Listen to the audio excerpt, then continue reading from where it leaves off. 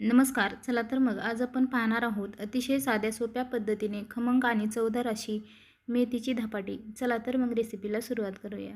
त्यासाठी video skip न करता शेवटपर्यंत नक्की पहा. मेथीची धपाटी बनवण्यासाठी सर्वात पहिले आपल्याला वाटण तयार करायचं आहे. 7 ते 8 हिरवी मिरची, थोडीशी कोथिंबीर आणि भरपूर असं लसूण घेतलेलं आहे. त्यानंतर 1 चमचा जिरे मिक्सरच्या भांड्यामध्ये टाकून त्याची बारीक अशी पेस्ट तयार करायची आहे.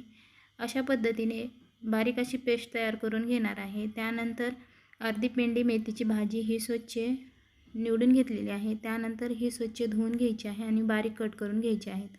इथे पीठ मळण्यासाठी आपल्याला 1 वाटी गव्हाचं पीठ, 1 वाटी ज्वारीचं पीठ घेतलेलं आहे आणि 2 चमचे आपण बेसन पीठ घेतलेलं आहे. तर अशा पद्धतीने मेथीची भाजी ही कट करून घेतलेली ती टाकलेली आहे. त्यानंतर 1 कांदा टाकलेला आहे आणि वाटण तयार करून घेतलेलं ते टाकायचं आहे. अर्धी चम्मच आपल्याला हळद टाकायची आहे आणि चवीपुरतं मीठ टाकून घ्यायचं आहे. हे सर्व एकत्र मिक्स करून घेतल्यानंतर थोडे थोडे पाणी टाकून हे छान असं त्याचा डो तयार करायचा आहे. एकदम छान असं पीठ आपल्याला घट्टसर मळून घ्यायचं आहे. अशा पद्धतीने पीठ असं मस्त असं मळून झालेलं आहे.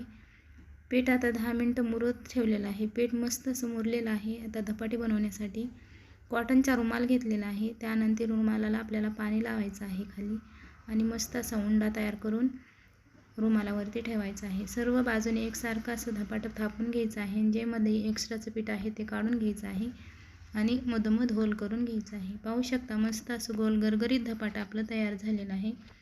तर अशा पद्धतीने धपाटं तव्यावरती टाकून घेतलेलं आहे. बाजूने आपल्याला तेल सोडून घ्यायचं आहे.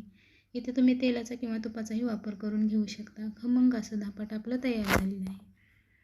एकदम लुसलुशीत असं धपाटं आपलं तयार झालेलं आहे. हे धपाटं तुम्ही दह्यासोबत, टोमॅटो केचपसोबत किंवा चटणीसोबतही खाऊ शकता. रेसिपी आवडली तर लाईक, शेअर आणि सबस्क्राईब करायला विसरू नका. धन्यवाद.